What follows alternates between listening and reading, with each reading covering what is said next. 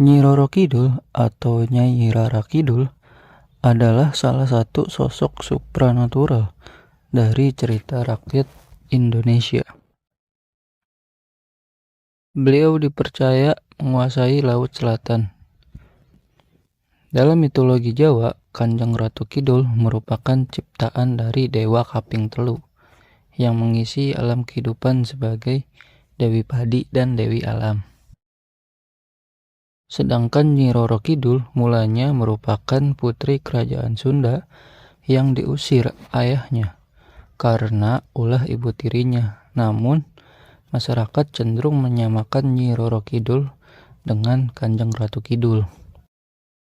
Nyi Roro Kidul juga dikenal dengan berbagai nama yang mencerminkan berbagai kisah yang berbeda, baik dari asal-usulnya, legendanya, mitologinya, dan kisah turun-temurunnya.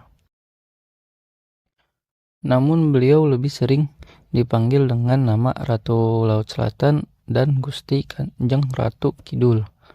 Walaupun katanya beliau adalah bawahan dari Kanjeng Ratu Kidul, bukan Ratu Kidul. Tapi beliau lebih dikenal sebagai ratunya oleh masyarakat. Terkadang orang juga menyebut namanya sebagai Nyai Roro Kidul. Dalam bahasa Jawa, loro memiliki dua arti, yaitu angka 2 dan arti lainnya adalah sakit atau menderita. Jadi dalam artian, Nyai Roro Kidul menunjukkan bahwa di sebelah kidul atau selatan memiliki dua nyai atau dua ratu, yang artinya adalah Laut Selatan itu memiliki dua orang ratu, atau di selatan memiliki ratu yang sakit atau ratu yang menderita. Itu kalau menunjuk arti dari Nyai Roro Kidul.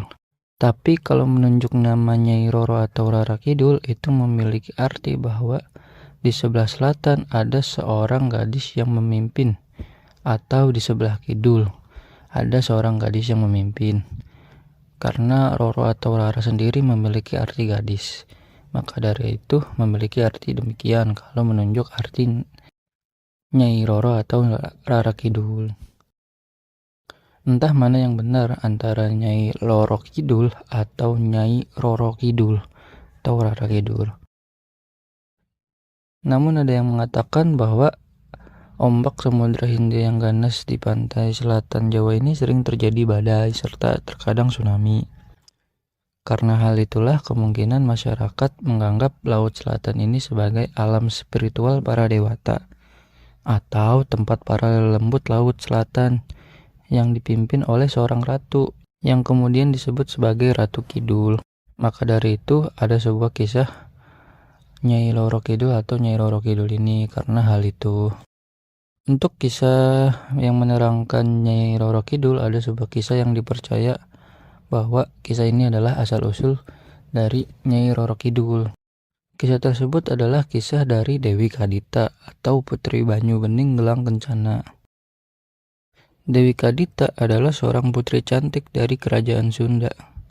Beliau adalah putri tunggal dari Raja Mundingwangi. Karena kecantikannya, ia dijuluki Dewi Srengenge, yang artinya Dewi Matahari. Namun meskipun mempunyai seorang putri yang cantik, Raja Mundingwangi bersedih karena ia tak memiliki seorang putra yang dapat menggantikannya sebagai raja kelak. Raja Mundingwangi kemudian menikah lagi dengan Dewi Mutiara dan kemudian mendapatkan seorang putra dari pernikahannya tersebut. Setelah Dewi Mutiara mempunyai seorang putra, beliau akhirnya sedikit egois karena ingin putranya dapat menjadi raja tanpa ada rintangan di kemudian hari, sehingga ia mempunyai niat untuk menyingkirkan Dewi Kadita. Setelah timbul pemikiran untuk menyingkirkan Dewi Kadita, akhirnya Dewi Mutiara menghadap raja dan memintanya untuk menyuruh Kadita pergi dari istana. Sang raja pun terkejut dan marah mendengar hal itu, dan kemudian berkata bahwa ia tidak akan membiarkan siapapun yang ingin bertindak kasar pada putrinya. Mendengar jawaban itu, Dewi Mutiara tersenyum dan berkata manis, sampai raja tidak marah lagi kepadanya. Keesokan harinya, sebelum matahari terbit, Dewi Mutiara mengutus pembantunya untuk menemui seorang tukang tenung atau tukang santet lah. Dia menyuruh pembantunya untuk menyampaikan pesan ke sang dukun untuk meneluh Kadita.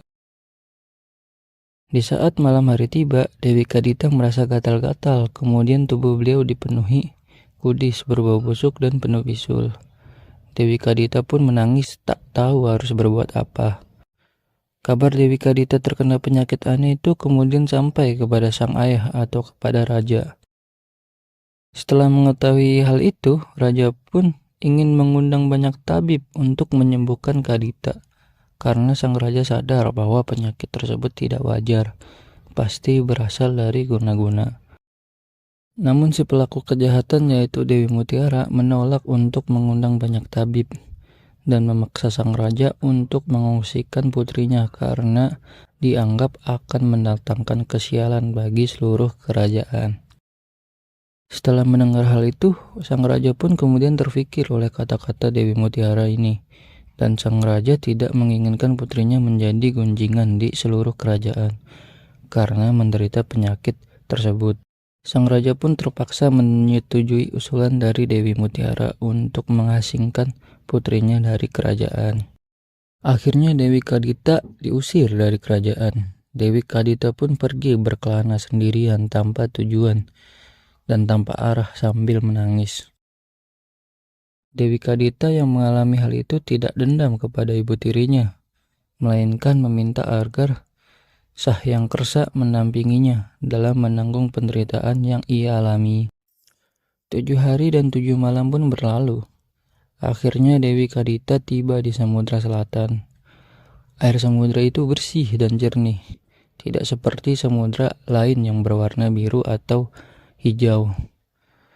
Beliau pun duduk termenung. Ketika beliau duduk termenung, beliau tiba-tiba mendengar suara yang menyuruhnya terjun ke dalam laut selatan. Setelah beliau mendengar hal itu, beliau pun melompat dan berenang ke lautan. Setelah beliau berendam dan berenang di air Samudra Selatan, alangkah kagetnya beliau ternyata air dari laut itu bisa menyembuhkan penyakitnya. Bisul yang ada pada tubuhnya pun menghilang tanpa bekas dan membuatnya atau malah membuatnya semakin cantik.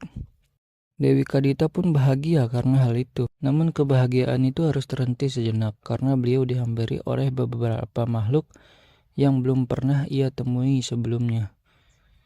Dewi Kadita pun berkata kepada makhluk yang menghampiri dia.